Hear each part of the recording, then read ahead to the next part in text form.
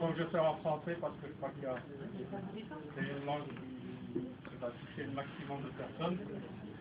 Je vous présente d'abord les excuses de Abbas Aroua qui devait faire cette conférence et qui malheureusement a un empêchement. Et il m'a chargé de prendre la relève.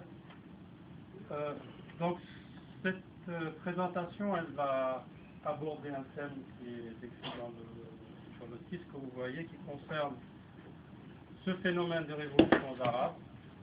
Je ne vais pas reprendre des aspects que vous connaissez, que vous avez certainement dû suivre tout au long de ces derniers mois, de ces dernières années, mais essayez plutôt de faire ressortir certains enseignements que nous avons pu tirer de ces révolutions au niveau donc, de notre mouvement principalement.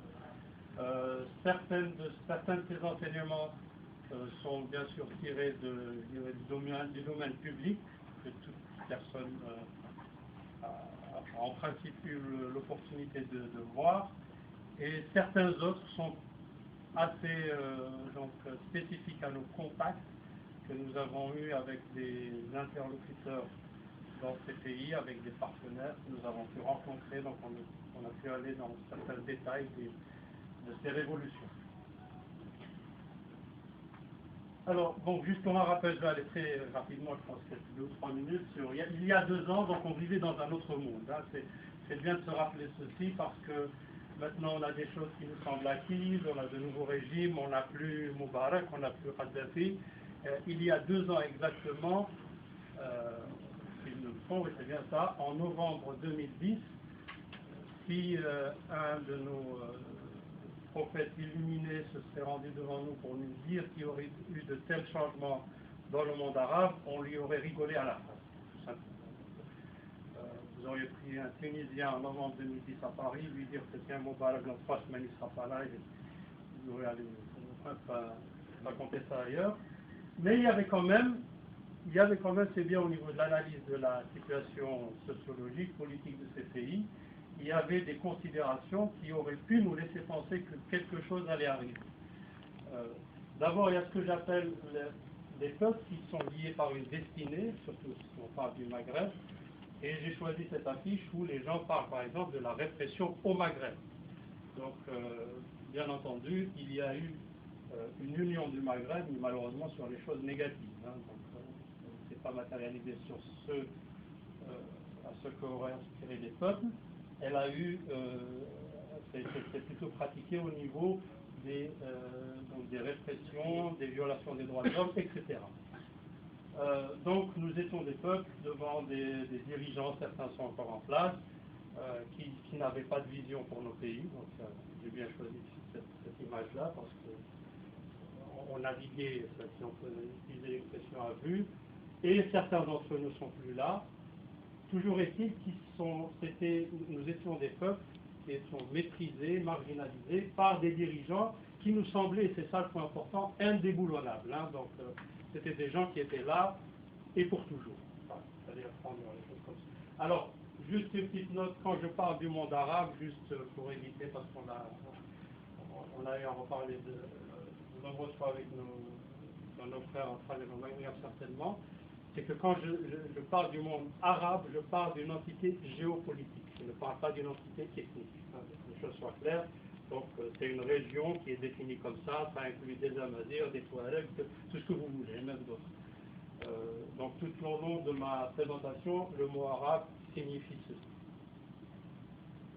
Alors, je reprends cette fiche aussi qui a été préparée par Abbas Aroua. Et qui faisait un petit peu une analogie qui nous concerne entre 2 mots qui sont assez proches sémantiquement, enfin plutôt selon la prononciation, du concept de Hugra et de Harga. Hugra, c'est-à-dire le mépris du citoyen, le fait qu'il ressent l'injustice, qu'il n'a pas ses droits, qu'il est bafoué par un régime qui en fait ne lui accorde pas de statut de citoyen. Et donc ça a créé une violence structurelle dans la société, il n'y a pas une vie décente pour les citoyens, il n'y a pas de prison, avec tous les corollaires et les situations économiques désastreuses, etc. Et la réponse de la société jusqu'à un moment donné, c'était la harga, c'est-à-dire que les gens quittaient le terrain politique, le terrain social, le terrain culturel, pour aller un petit peu s'immoler, s'exiler, se suicider, en fait ne pas faire face ou s'enfermer dans un monde qui n'avait aucune chance d'amener le changement. Donc, je vous laisse voir rapidement les points, je ne vais pas les lire pour vous. Et je pense que c'est une chose qui quand même, est assez connue dans nos pays. Et à ce moment-là, donc, on se rend compte en faisant une analyse de ces révolutions que ce qui s'est passé dans nos sociétés, c'est que cette programme, ce mépris de la société, en fait, existe dans tous les pays. Hein. Donc, partout où nous allons, même des pays qui ont une tradition démocratique, qui ont des institutions, il y a toujours une partie de la population qui se plaint, à tort ou à raison, de ne pas jouir de tous ces droits, soit économiques, politiques ou autres. Mais ça peut être une programme résiduelle avec qui, quand même, les pays peuvent vivre.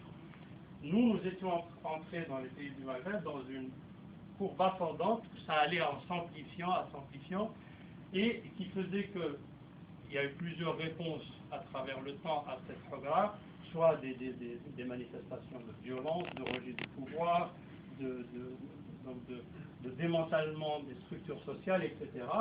Et à un moment donné, il y a un point d'inflexion qu'il est très difficile de prévoir, parce que pour cause, enfin, dans les pays du Maghreb, il est venu d'une façon, dans le monde arabe tout entier, d'une façon apparemment subite, et certainement qui n'a pas été prévu même parmi les plus érudits. Hein. Vous vous rappelez tous l'épisode de Madame Alliot-Marie qui vivait sur une autre planète pendant la Révolution et qui a fait une gaffe énorme sur le plan du comportement politique. Donc il y a un seuil d'ignition, donc il y a quelque chose qui se passe, et là on entre dans une autre période et qui se caractérise surtout par l'apparition d'une autre forme de contestation que nous appelons non-violente. C'est ce que nous avons vu dans les pays comme la Tunisie, l'Égypte, etc., pour éventuellement, parce qu'on peut faire, arriver dans un état plus naturel, un ordre plus naturel, plus juste dans ces pays, avec la construction en fait de l'état de droit. Bien sûr, cette courbe ne donne pas des ordres de grandeur sur l'échelle du temps. On va en parler un petit peu. Ceci, bien sûr, construire un état de droit ne se fait pas par une manifestation en 24 heures, nous le savons. Donc, arrivé à ce point-là, alors, ce qui est étonnant, c'est que les peuples arabes ont bougé. Et là, je le répète encore une fois, ça a été la grande surprise, parce que personne n'y croyait. Je dis personne parce que, en ce qui concerne le mouvement Al-Hachad, par exemple, qui a été fondé en 2007, nous avions en fait, avancé deux idées essentielles pour ce mouvement. La demande d'un changement radical des régimes en place, surtout des régimes algériens pour l'enchette, et en utilisant exclusivement des méthodes non violentes. Alors je ne vous cache pas que les premiers temps, avec surtout nos constituants en Algérie, quand on disait non violente, on nous rigolait à la face. C'était pas fait pour nous, c'était pour les pays de l'Est, pour Gandhi, pour un petit peu. Mais nous, les Arabes, ça se règle au sabre, ça se règle à la baïonnette et c'est tout. Maintenant, si vous voulez déboucher pour les généraux, je sais qui, il n'y a pas de solution, il n'y a pas de contexte démocratique viable, c'est la violence. Et on était vraiment confrontés au niveau des débats d'idées. Alors, je parle vraiment des gens qui aspiraient à un vrai changement. Hein, donc, ceux qui avaient choisi, par exemple, certains partis de l'opposition, la voie, entre guillemets, légale, que j'appellerais plutôt agréée par le pouvoir en place, essayer de jouer le jeu, mais tout en, ça je le dis d'une façon assez claire aussi, tout le monde s'appuyait quelque part sur une force militaire. Hein. Chaque parti politique avait un petit peu son tuteur, colonel Intel ou général Intel, qui lui faisait miroiter la chance à terme d'avoir sa part du gâteau du pouvoir. Mais tous les gens qui étaient hors contexte du contexte du régime ne croyaient absolument pas à ceci. Pour eux, nos peuples n'étaient pas prêts pour cette résistance civile qui se devait d'être non violente. Donc ça a été ça, je pense, le premier enseignement qui a été une surprise. Il faut le reconnaître agréable parce que ce qu'on a vu dans des pays comme l'Égypte, la Tunisie notamment, bon, il y a eu des exceptions, vous les connaissez, la Libye, etc. Mais même dans un pays super militarisé comme le Yémen, il ne faut pas l'oublier, où on a eu pendant plus de 11 mois ou 12 mois des manifestations monstres dans une société où celui qui n'a pas sa Kalachnikov à la maison, n'a rien. Hein, mais malgré ça, on n'a pas vu des gens s'entretuer dans des combats fratricides, etc. Donc, je pense que ça a quand même montré que oui, dans le monde arabe aussi, on peut espérer avoir ce genre de changement, donc avec des mouvements basés sur des actions non violentes de la société civile. Alors les leçons à tirer, c'est que bon, l'enjeu c'était d'arriver à ça, donc de déboulonner l'indéboulonnable, bien sûr pas une fin en soi, mais c'était nécessairement une étape.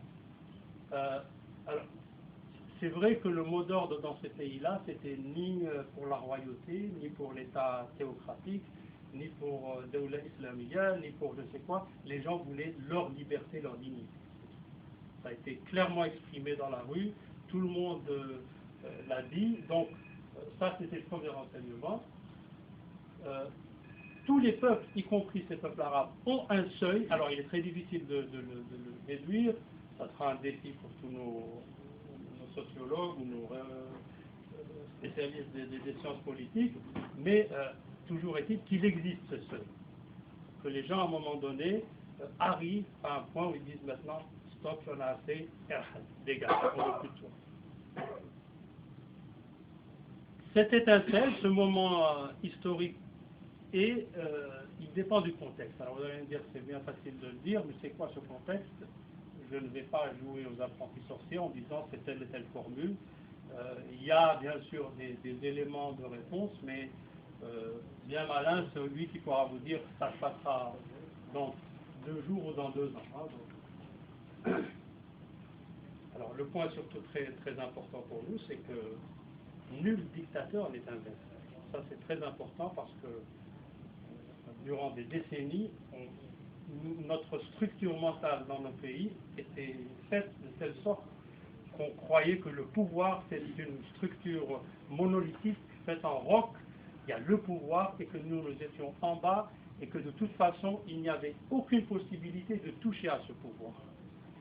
Et ceci a été complètement battu en brèche de façon spectaculaire.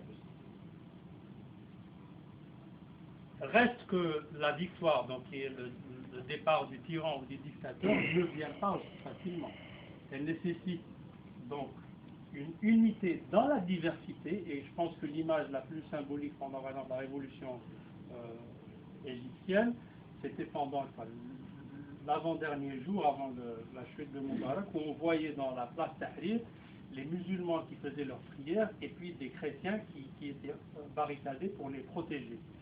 C'était vraiment une image forte d'unité dans une diversité, la diversité qui existe dans nos sociétés. Et tant que, ça c'est aussi un enseignement important, tant que cette société n'arrive pas à avoir un minimum sur lequel elle s'entend, bien sûr le dictateur ne risque pas de partir. Et bien sûr il y a aussi la notion de résilience, le dictateur ne lâche pas prise facilement. Je vous renvoie aussi au discours de Ben Ali, de Moubarak, même quelques heures avant de partir, il disait je suis là pour l'éternité. Mais il y a un moment où il tombe comme le mont. Et ce qui est aussi important, on voit aussi en fait que le pouvoir ne se maintient en place que parce que nous, peuple, l'aidons à se maintenir en place. Si nous nous retirons d'une certaine façon, sa destinée est bien claire.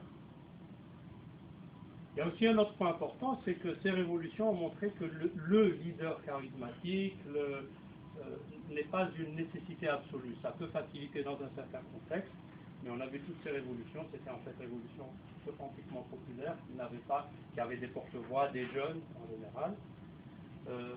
La jeunesse, c'est bien sûr, et ce n'est pas une surprise aussi, c'est taillé une part importante dans le changement. Et aussi, ce que je disais tout à l'heure, c'est que cette résistance civile non violente est applicable même, et j'insiste sur ce terme-là, dans les pays arabes. C'est-à-dire, ce n'est pas une chose réservée à des peuples cultivés, civilisés, ou pour des considérations peut-être religieuses ou culturelles comme le Satyagraha en Inde avec Gandhi, etc. Non, ça peut aussi prendre forme dans nos pays.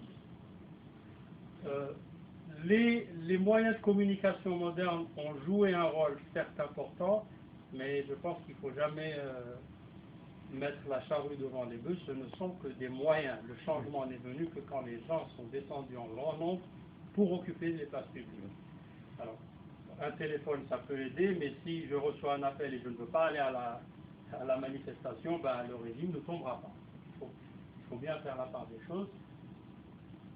Et aussi, point très important, et là j'anticipe un peu sur certaines suspicions qui sont apparues, c'est que ben, le concept de puissance mondiale, qui gère tout, qui contrôle tout, bien sûr sans diminuer leur force d'action, d'infiltration, de domination, même elles peuvent être floutées. Ceux qui ont suivi par exemple l'attitude qui n'est pas nouvelle d'un pays comme les États-Unis ont pu très bien suivre qu'elle évoluait au fil des heures.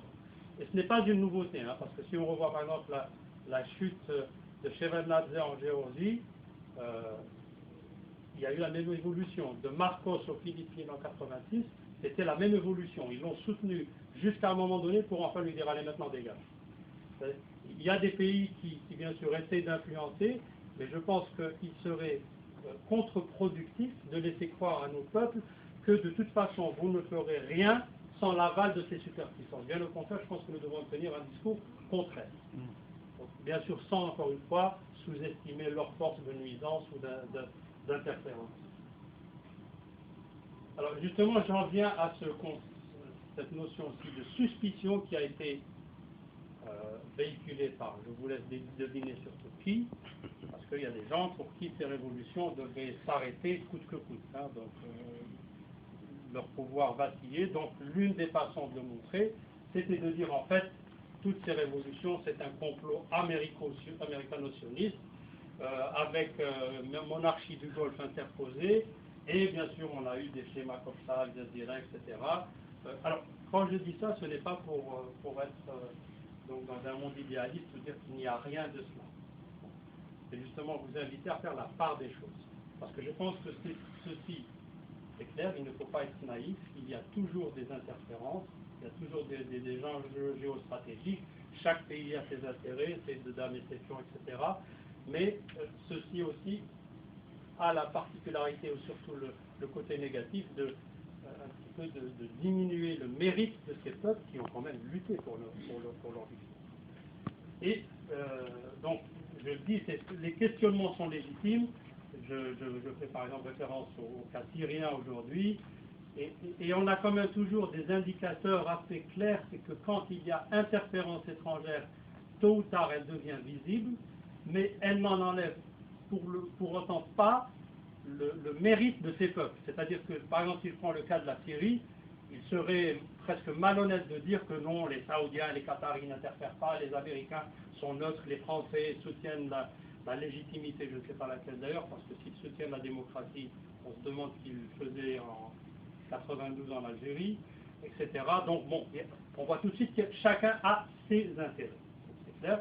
Mais pour autant, ça ne serait pas aussi de laisser croire que le régime de Bachar al-Assad est quand même al-Muqawama, c'est la résistance, c'est le face à Israël. Enfin, nous vendre des salades dans ce genre-là, ça ne passe pas. Donc, il faut faire la part des choses, tout en étant très, très alerte et très critique sur ces interférences étrangères qui ont un agenda, il est clair, ça ne fait aucun doute, mais pour autant, ne nous présentez pas des dictateurs comme étant des champions de la cause palestinienne ou arabe ou je ne sais quoi. Alors, j'en vois aussi dans ces suspicions, il y a aussi des faits qui sont connus. Par exemple, en vous parlant de contacts qu'on a eu avec les acteurs des révolutions, nous savons que par exemple le groupe du 6 avril, qui a été l'un des moteurs de la révolution égyptienne, a eu des séances de formation par des groupes que certains lient à l'administration américaine, des institutions comme le Freedom House, comme le NDI américain, etc., avec comme vitrine visible des organisations comme Otpor de la Serbie, qui avait à l'époque fait tomber, chuter le régime de Milosevic, qui s'est transformé après en une organisation qui s'appelle Canvas. Donc ceci, nous savons que c'est vrai. Nous avons eu la confirmation directe des gens du 6 avril. Ils ont été entraînés, mais encore une fois, là, il faut faire la part des choses. Tout d'abord que la révolution égyptienne, elle a impliqué je dirais au bas mot, des centaines de milliers de personnes directement impliquées. Ces groupes-là, c'est quelques centaines de jeunes. Donc, il serait quand même, je dirais, inapproprié de dire que s'il y a manipulation, que ces centaines de personnes ont pu faire bouger des centaines de milliers de personnes. Et autre chose, je pense qu'il y a aussi un argument de foi, c'est de dire que ceci reste des techniques d'action. C'est-à-dire que ces gens-là vont apprendre comment faire une manifestation, comment s'organiser pour éviter la répression d'un régime, comment s'organiser pour faire des demandes politiques qui auraient une chance d'avoir un consensus dans ces peuples, etc. Donc, alors, celui qui dit que ceci c'est de l'infiltration US, je dirais aussi qu'attention, Internet, ça a été fait par le département de la défense américaine. Alors, toute personne qui a utilisé email dans sa vie est en fait un larbin de l'impérialisme. Hein. Donc, je peux pousser le raisonnement à ce point, ou d'autres choses comme des méthodes d'agriculteurs américains que j'essaierai de tester un jour dans le désert algérien pour dire non, ça c'est aussi, vous êtes un suppôt de l'impérialisme. Et ce qui est aussi clair, c'est que pendant la Révolution, on a eu de nombreux messages comme celui-là ici, où les Égyptiens disaient aussi là à Moubarak, non à Moubarak. Pourquoi? Parce que c'est le pantin des Américains. Donc, et c'est un petit peu ça, cette diversité qui fait que, qui arrive à s'unir dans une unité d'action qui évite les dérapages où un tel groupe, qui peut toujours être infiltré ou manipulé, n'impose totalement ses vues sur le reste de la population. Le deuxième exemple, moi, c'est tout simplement ce que j'appelle le contexte géostratégique, surtout dans le Moyen-Orient. Alors, bon, je ne vais pas trop faire discurser là-dessus, mais je pense qu'il y a quand même une différence entre cette photo et celle-là, quelle que soit notre prise de position. Hein. Donc, je ne peux pas dire que l'Égypte de Moubarak d'avant la Révolution, elle était mieux parce que elle était contre le complot américano-sioniste financé par les Saoudiens et elle défendait la nation arabe. Bon, alors là, donc ça serait quand même trop gros. Encore une fois, je n'idéalise pas, je ne dis pas que cette photo-là, c'est la panacée, tout est bon, mais je pense qu'il serait quand même, on serait mal en point de dire que la période d'avant était sur ce point-là meilleure que celle que nous vivons. Alors, il y a eu un effet d'entraînement, c'est clair. L'effet d'entraînement est évident. Bon, ça fait des cyber-activistes égyptiens qui montraient qu'en fait, ils s'étaient inspirés de la révolution tunisienne. Donc, hein, là, ils font un exemple un petit peu théâtral où ils essaient d'installer un programme, d'installer la liberté en Égypte et il y a un bug qui apparaît, il leur dit non, on ne peut pas l'installer jusqu'à ce que Moubarak parte. Donc, on voit qu'il y a effectivement des similarités. Alors, j'ai pris quand même plus de temps que je ne voulais pour parler du passé. Maintenant, je pense qu'il est important qu'on passe aussi du présent et de l'avenir. Alors, les révolutions, bon, on peut dire que c'est bien ou moins bien selon, mais toujours est-il qu'elles ne peuvent pas être une fin en soi. Donc, et on le voit maintenant, c'est que, en fait, il y a maintenant des défis. Des défis avec des labyrinthes, quel est le chemin à prendre, quelles sont les priorités, etc. Alors, ce qu'on a appris, c'est que renverser un dictateur ne peut pas être une fin en soi. Ce n'est pas un but. Ce n'est pas un but final, tout au moins. Hein. Et puis quand passe l'euphorie de la victoire, qui est certainement justifiée, les gens étaient certainement, sincèrement heureux de leur victoire, on ne peut pas l'ignorer, mais il y a des problèmes qui viennent après.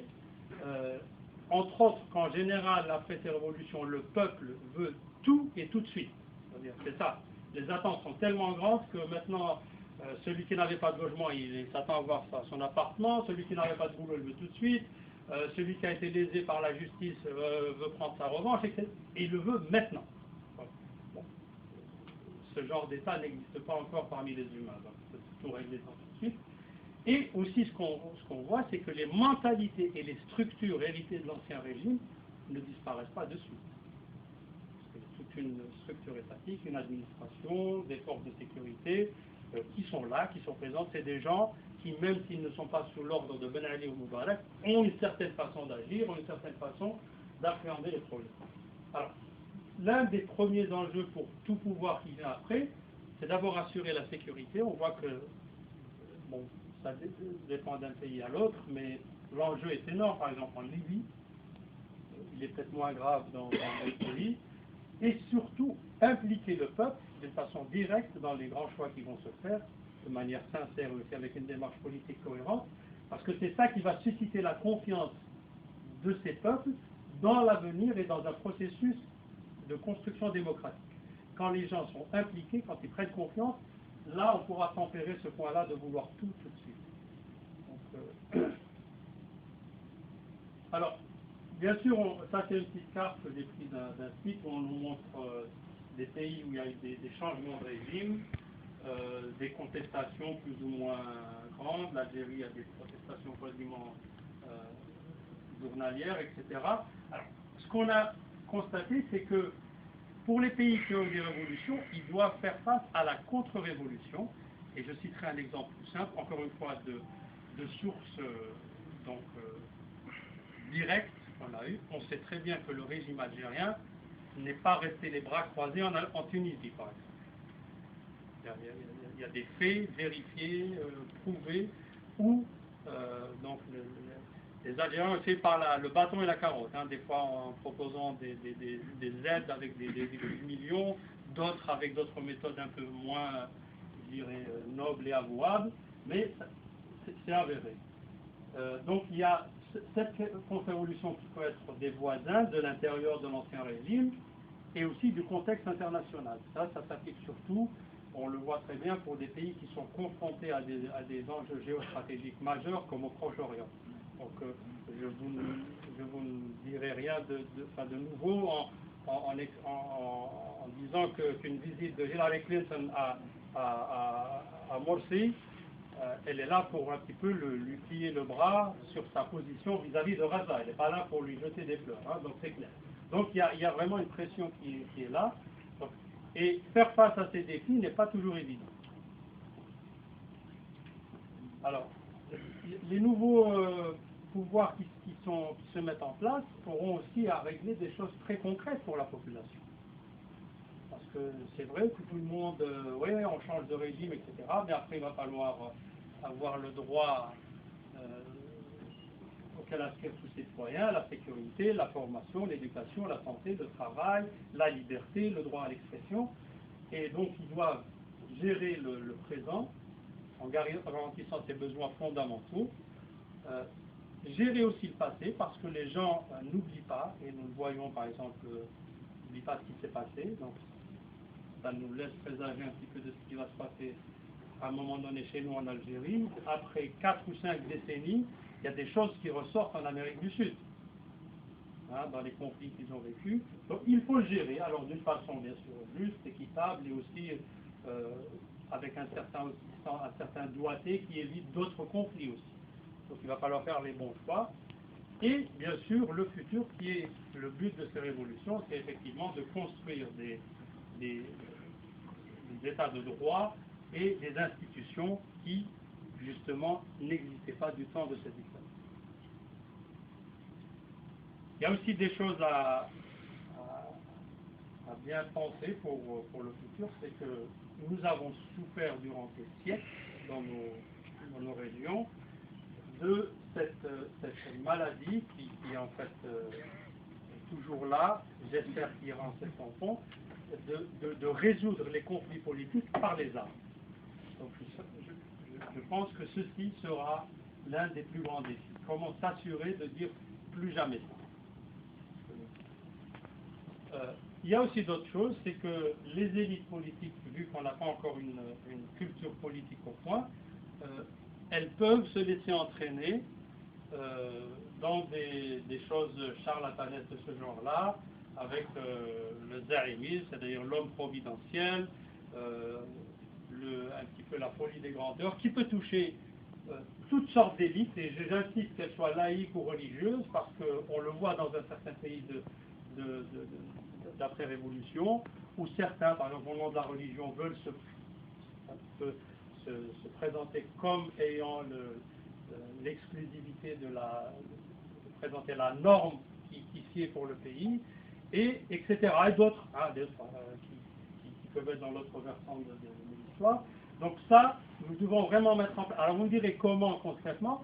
Il y a bien sûr je vais venir à ces méthodes-là, il y a toute ces batteries de mesures qui feront en sorte, par exemple, on a eu des contacts avec certains de nos voisins, par exemple en Tunisie, ça peut aller du symbolique, c'est-à-dire que quand on a dorénavant un dirigeant, qu'il fasse des efforts clairs de couper le train de vie de l'État, hein, donc le faste de la République, qui est dans un pays, par exemple pour la France, qui prend des proportions énormes, parfois choquantes, si on le compare à d'autres pays nordiques ou d'autres, et faire en sorte aussi qu'il y ait plus de transparence, qu'il y ait plus de redevabilité des élus, faire en sorte que tous ces nouveaux pouvoirs ne sombrent pas dans cette facilité qui existait chez les dictateurs d'avant, où on trouve des coffres de Ben Ali plein d'argent en cash, on sait d'où c'est qu'il les a pris, ou de Bouteflika qui se comporte de la sorte, etc. Donc des méthodes, construire une mosquée à 3 milliards d'euros à sa gloire, c'est des choses qui doivent être totalement bannies. Je préférais un excès dans une certaine forme d'austérité pour vraiment donner le signal politique fort que ceci, on n'en veut plus chez nous. On veut des commis de l'État, des gens qui auront assuré la responsabilité du bien-être des citoyens, mais pas excusez-moi le terme, de clowns qu'on présenterait de la sorte. Alors, les choses que nous apprend aussi l'histoire, c'est que ces enjeux, ces défis, ces périodes de changement prennent du temps. Nous sommes en France, je ne vais pas refaire l'histoire de la France, je suis d'ailleurs pas qualifié pour ça, mais si je prends la période 1789 à 1848, qui est en gros celle où l'on considère que la France d'aujourd'hui s'est quand même façonnée pendant cette période-là, c'est une période qui s'est étendue sur un demi-siècle environ, avec terreur, première révolution, première république, restauration, etc. Donc on était dans d'ordre de grandeur pour arriver à une certaine stabilité, même en France après, ça n'était pas tellement stable, mais enfin les grandes lignes de la République étaient quand même tracées. C'était un demi-siècle. Quand on arrive dans les années 70 avec la révolution des œillets au Portugal, ça a pris quand même une bonne dizaine d'années, et puis un très grand boost par l'adhésion du Portugal à l'Union européenne, parce que ça a imposé des normes démocratiques, un certain type de fonctionnement de l'État, qui a grandement facilité donc l'accession du Portugal à cette nouvelle forme d'institution de l'État. Alors, en arrivant un peu avant nos révolutions arabes dans les révolutions des pays de l'Est, on a vu qu'il y a une accélération de l'histoire. C'est que les peuples étaient, bien sûr, peut-être sur des plans de culture politique ou de culture tout court, hein, peut-être tchèque ou peut-être polonais, a quand même des indices un peu plus élevés que chez nous dans le monde arabe. Ça a été assez vite, hein, donc il aura fallu le temps de mettre en place en fait un processus électoral. Et on voit que 18 mois après, dans les pays arabes, les choses semblent évoluer quand même dans le même contexte. Alors, vous connaissez tous l'actualité, ce n'est pas joué pour autant, ce n'est pas gagné, mais quand même, quand je prends l'exemple de la Libye, il y a peut-être 6 mois ou 1 an, on s'attendait à ce que ça soit l'Afghanistan. Hein, donc, qu'il y ait maintenant ces transitions, ces conseils élus, qu'il y ait eu des élections même. Il faut savoir qu'en Libye, le mot élection n'existait pas. Qu'elle soit truquée ou pas, il n'y avait tout simplement pas d'élection, c'est tout. Donc, alors que les gens aient pu, dans un temps record, organiser des élections qui ont été, ma foi, assez transparentes et justes, c'est déjà un acquis qui est très, très grand. Et puis là, il y a des raisons pour cela. Ça ne vient pas tout seul, c'est que, vu l'évolution universelle de l'humanité, il y a maintenant des leçons, des méthodes et des modèles qui sont, je dirais quand même, prêts à être utilisés par monsieur tout le monde, tous les peuples. En écrivant une constitution aujourd'hui, en fait, on va faire beaucoup de copier-coller de ce qu'ont fait les autres. Hein, il y aura peut-être certains 2 ou 3 articles qui sont spécifiques à notre façon de voir, mais en gros, les modèles sont quand même là. Il y a eu Il y a suffisamment d'expérience universelle pour permettre au processus d'aller assez rapide. Alors on en arrive dans notre cher Maghreb. Alors il y a deux pays, j'ai pris les deux pays phares, l'Algérie et le Maroc. Bon, je ne sais pas s'il y a des frères marocains aujourd'hui, mais ça je vais permettre de taper dessus. Alors, le Maroc, la solution a été trouvée rapidement par le roi et ses conseillers, c'est que j'ai réformé la constitution, je laisse les islamistes gouverner, c'est bon, on a la démocratie. Voilà. Donc c'est ça la solution. Il y a circulé, il n'y en a rien à voir. Donc, chez nous, nous avons aussi un autre langage. Alors, le discours officiel maintenant revendique octobre 88. Il y a quelques années, je ne sais pas qui c'est qui a envoyé des chars tirés sur les gamins qui chahutaient, mais bon, apparemment, ce n'est pas le même régime. Donc, nous avons eu octobre 88, nous avons de l'argent, et nous avons Bouteflika, sous l'œil bienveillant du DRS, bien sûr, et puis ça y est, c'est tout bon pour nous. Donc, ça, c'est un petit peu le résumé du discours officiel. Bon, alors, je vais me concentrer plus, pour des raisons peut-être évidentes, sur le cas d'Algérie. Alors, la stratégie contre-révolutionnaire du pouvoir, c'est-à-dire qui veut endiguer toute forme de contestation qui amènerait au changement qu'il ne veut pas, c'est-à-dire le pouvoir ne veut pas, c'est le carnet de chèques. Donc il suffit de sortir, de casser quelques lampadaires et de dire on veut 300% d'augmentation pour nous, policiers, infirmiers ou je ne sais quoi, c'est réglé, pas de problème. Il y a un maillage policier que j'appellerais soft, c'est-à-dire qu'il évite, comme le montre le point après, la répression sanglante, mais toujours est-il que l'appareil policier, donc je n'ai pas voulu mettre les chiffres, mais nous sommes dans un degré de militarisation de la société qui équivaut à peu près à un facteur 3 ou 4 de la moyenne mondiale. Donc, nous sommes à plus de 25 policiers ou assimilés par 1000 personnes, donc ce qui est énorme.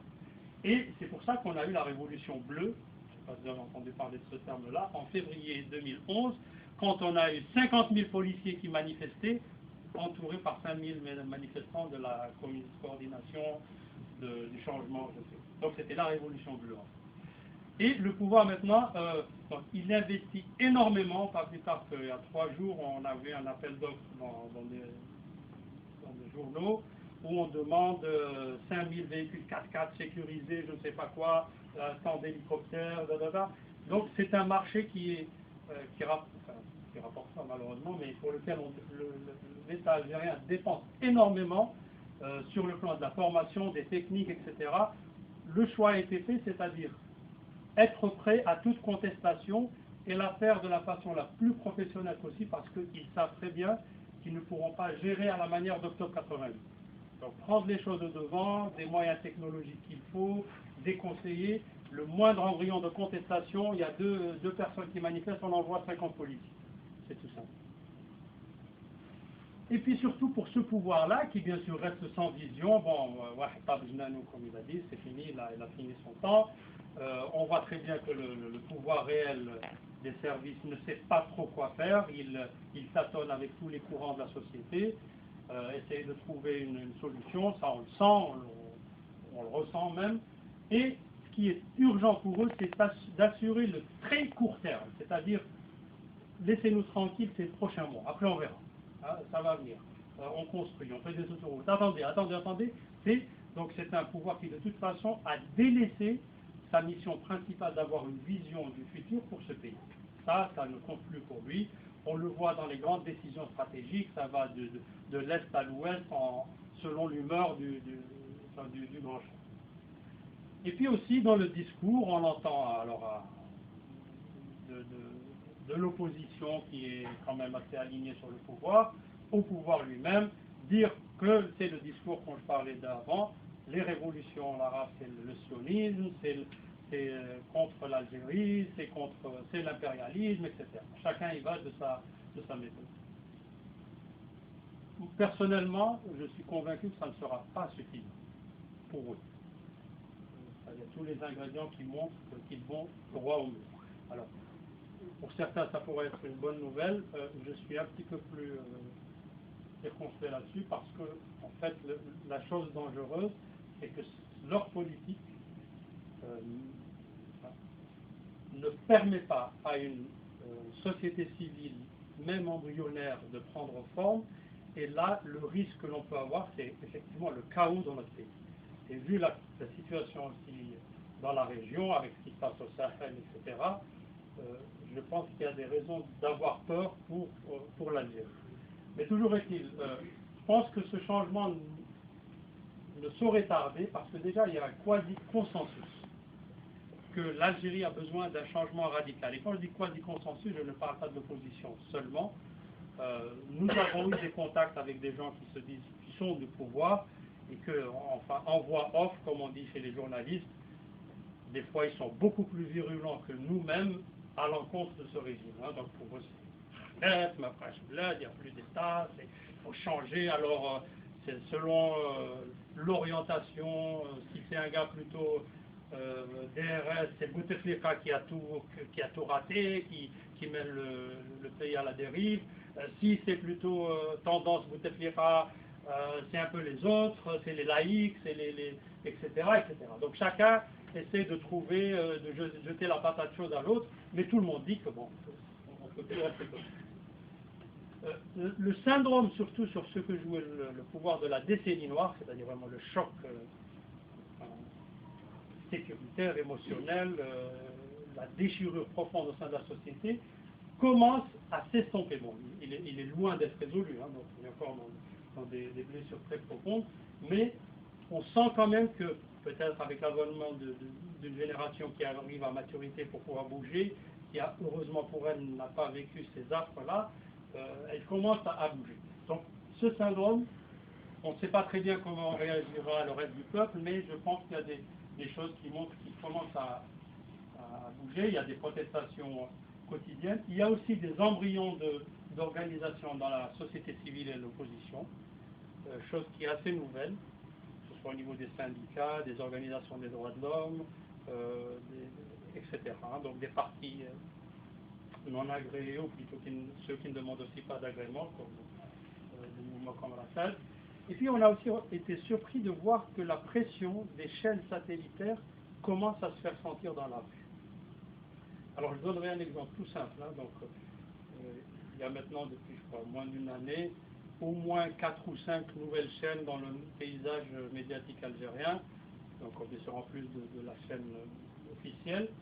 Et personnellement, je regarde certaines chaînes qui sont réputées être assez proches du pouvoir, bon, je ne vais pas citer de nom, et même dans ces chaînes-là, il y a comme un effet d'entraînement, c'est-à-dire qu'elles se sentent obligées d'aller quand même, de donner la parole aux gens. On entend, je voyais sur une certaine chaîne il y a 3 jours, des gens qui parlaient de façon très, très libre et aussi très, très critique de ces élections. Hein. Donc on se serait cru dans une chaîne carrément qui n'est pas proche du pouvoir. Donc il y a une pression, et à un moment donné, vous savez que ces choses-là, c'est toujours un engrenage. Hein. Donc le pouvoir ouvre un peu, il dit, bon, juste que ça n'explose pas, mais quand c'est comme un débit de barrage incontrôlé. Hein. Donc vous ouvrez un petit peu les vannes, et après les gens, vous laissez parler d'une chose, et quand ils veulent parler de l'autre, vous ne pourrez plus les arrêter. Là, ils verront tout de suite l'arnaque et ils diront non, non, on veut notre liberté totale. Donc, on constate que ceci constitue une pression nouvelle. Pour nous, enfin, je parle de l'achat, on avait mis en place un processus qui nous a pris 5 ans pour se concrétiser, donc, vu des moyens quasi dérisoires dont on disposait. On est, je crois, parmi les plus faibles sur la scène médiatique, mais on essaie quand même de s'accrocher. Mais on avait déjà identifié ce canal de travail, d'action politique depuis déjà plusieurs années. Alors, ceci nous ramène un petit peu aux enjeux du Maghreb, le Maghreb, le Grand Maghreb, on dit pas le Maghreb arabe, le Grand Maghreb, donc la région, on parle un petit peu l'Afrique du Nord. Bon, je ne vais pas faire d'exposé économique ou stratégique. Je pense qu'il faudrait tout simplement aveugle ou dupe pour ne pas voir l'importance stratégique pour nos peuples d'avoir une entité Grand Maghreb. Hein. Donc c'est tellement évident qu'on se demande en fait qu'est-ce qu'on a fait pendant ces 50 dernières années pour ne pas le faire. Tous les ingrédients sont là. On voit que d'autres peuples, que tout sépare. Hein. Je ne vois pas ce que fait un Bulgare avec un Suédois ou un Portugais. Ça fonctionne. Alors dites-moi s'il vous plaît quelle est la différence entre un Wujdi et quelqu'un de Marnia. Bon, il faut vraiment chercher midi à 14 heures. Donc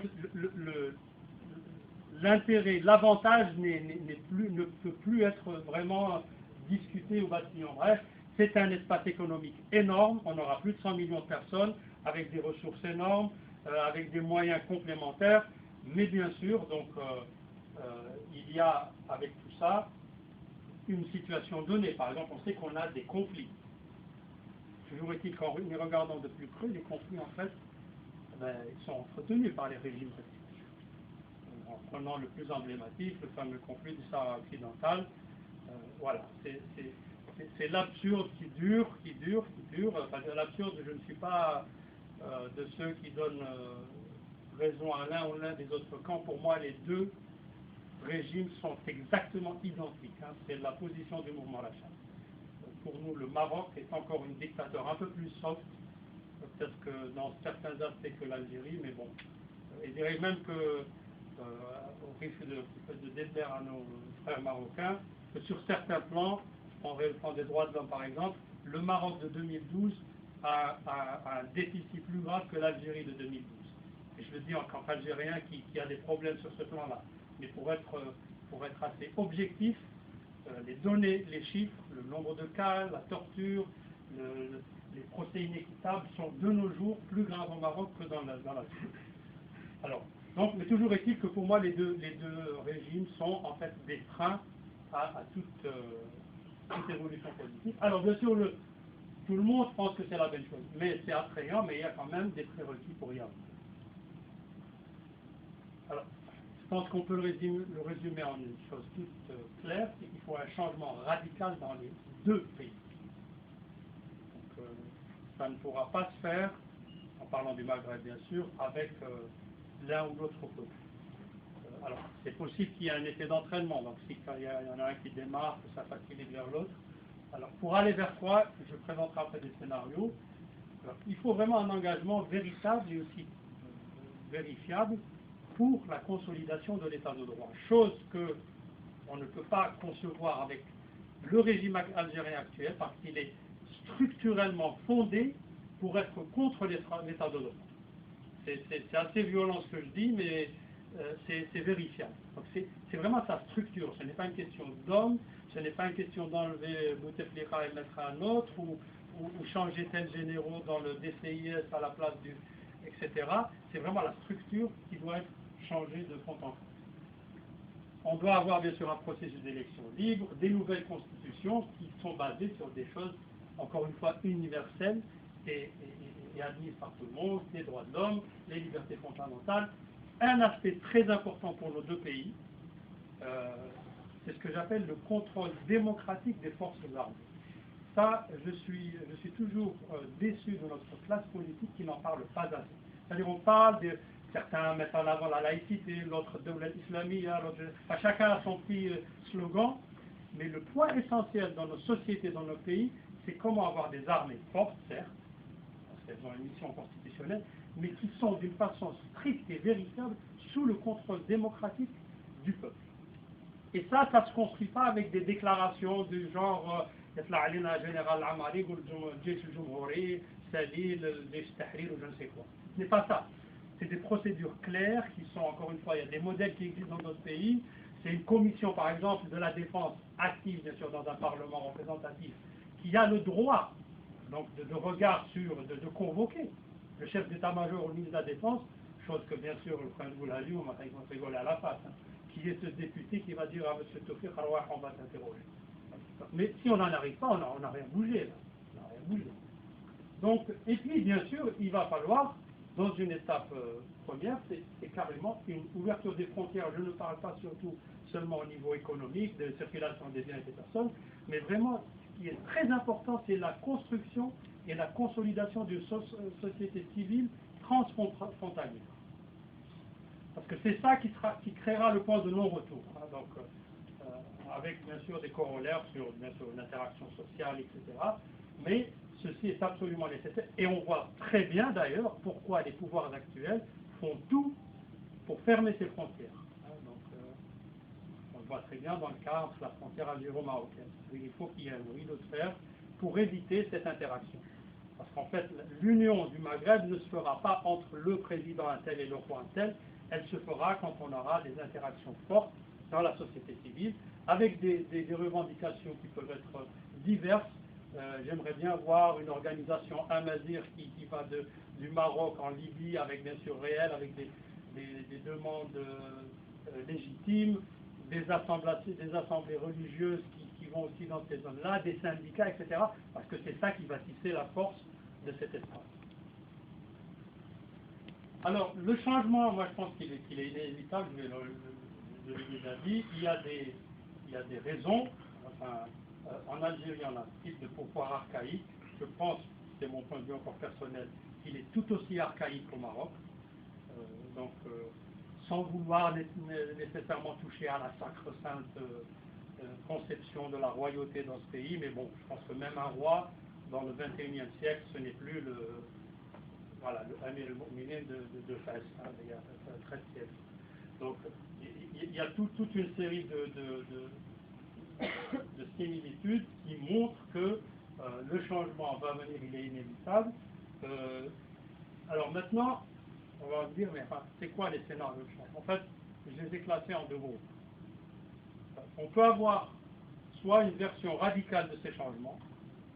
Bon, pour l'Algérie, c'est assez clair comment ça se passerait. C'est en fait une révolution populaire à la tunisienne ou enfin un remake d'octobre 88 en espérant non violent, soutenu sur des semaines, etc., qui va imposer un changement fondamental de la nature du régime. Ce n'est pas. Au Maroc, bon, le changement radical, c'est l'abolition de la royauté. C'est ça le côté radical. Hein. Il y a aussi une version soft qui peut aussi se présenter, c'est-à-dire que il se peut qu'il y ait une contestation populaire, et au sein des structures actuelles du régime, il se peut qu'il y ait qu'ils arrivent à une conclusion que, en fait, il n'y a pas mieux pour ce pays qu'une solution négociée. Et quand je dis négocier, donc je parle de la négociation au sens politique, comme le comprennent des partenaires sur un pied d'égalité. Je ne parle pas de ce qui s'est passé en Algérie dans certaines périodes où en fait on faisait un décor pour montrer que c'est vraiment une négociation sur des bases de fond et puis surtout avec des choses palpables tout de suite après. Je peux donner des exemples. Alors, on peut penser par exemple à un modèle portugais. Je ne vais pas encore faire l'histoire, je vous invite à le voir, peut-être que certains l'ont vécu sur votre âge, où il y a eu en fait, l'armée a fait un coup d'État en s'engageant concrètement et de suite à remettre le pouvoir aux civils sur le champ. Bon, je n'appelle pas ce modèle-là, je dis bien que ce sont des possibilités. Donc, je suis par contre un farouche opposant du coup d'État parce que dans nos pays arabes, je pense que qui arrive au pouvoir par les armes, dans sa tête, il est structurellement formaté qu'il ne partira que par les armes. Ça, c'est la culture qui est chez nous. Donc, il faut que l'on casse ce processus et que la société civile refuse le coup d'État quel qu'il soit. Le Maroc, ça pourrait être vraiment aussi une pression populaire tellement forte qui pousserait le roi en fait à aller vers une véritable monarchie constitutionnelle, sur un exemple par exemple de l'Espagne, son voisin, ils ont des choses communes, où on aurait vraiment un souverain, un roi, mais un roi qui aurait son palais, il n'y a pas de problème, et son carrosse au nord, mais bon, c'est fini. Donc tout le reste, ça serait une démocratie qui fonctionnerait sur d'autres modèles. Encore une fois, on ne va pas réinventer la roue, il y a assez de modèles universels. C'est la fin un petit peu de ma présentation, et moi par exemple j'ai un rêve, c'est que dans mon pays on arrive à des choses comme ça en utilisant des moyens comme ça. C'est-à-dire que c'est vraiment ça, c'est vraiment fort comme message. Donc il tire sur les soldats avec une baguette de pain. C'est-à-dire que vraiment le message est fort. Et arriver à cette communion, dire que voilà, c'est très expressif, ça montre qu'on doit viser à ça, parce que si on n'a pas cette vision de ce que l'on veut atteindre, on risque malheureusement de se retrouver dans d'autres scénarios que bien sûr je ne pense pas que ni vous ni moi souhaitons atterrir là-dessus. je n'ai pas fait trop long. Et puis, Marc va beaucoup procéder.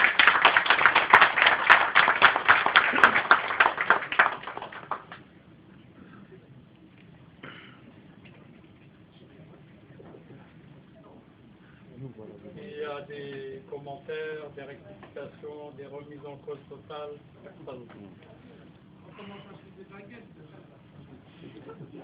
Pas parisienne, hein, parce que là on va dire que c'est...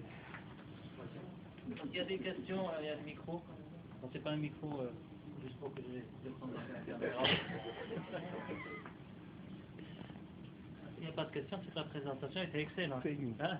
Ou bien le contraire, hein, tout le monde est...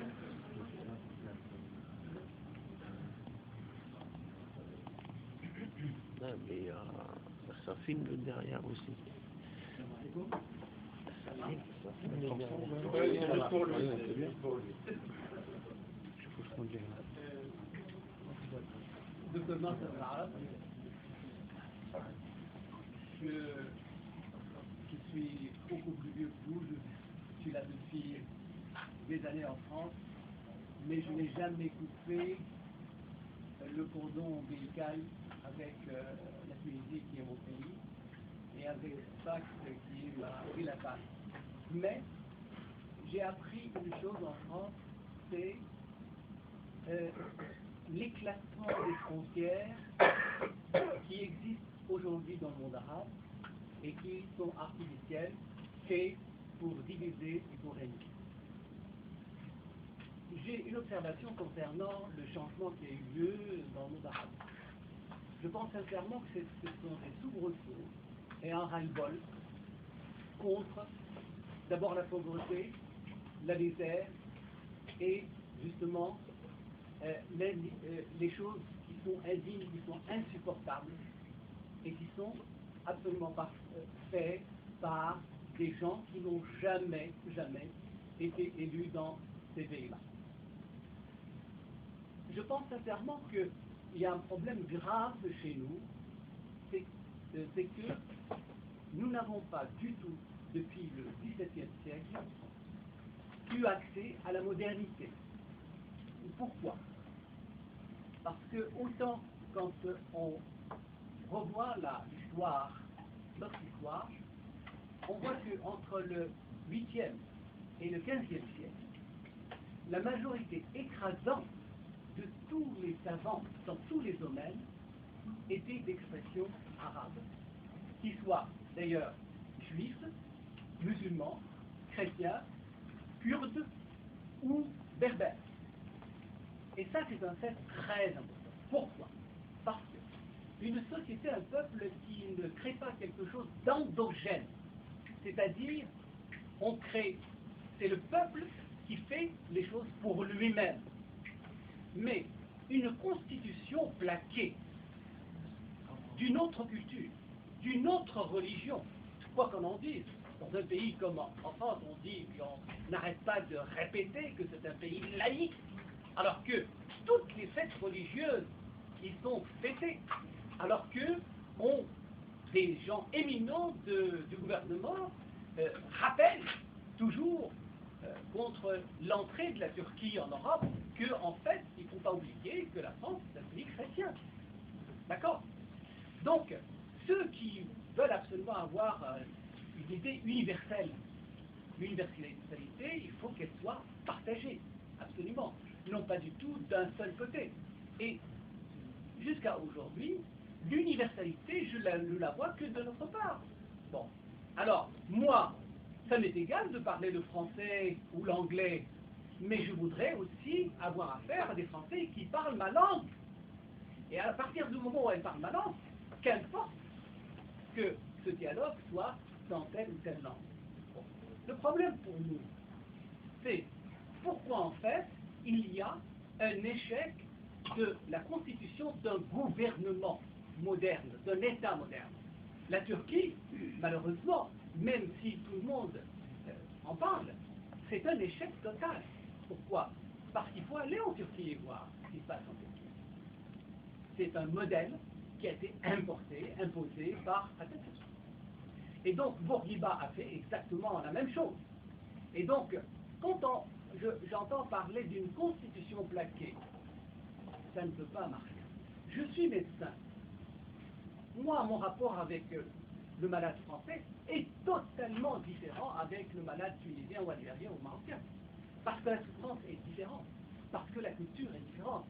Nous devons absolument accéder d'abord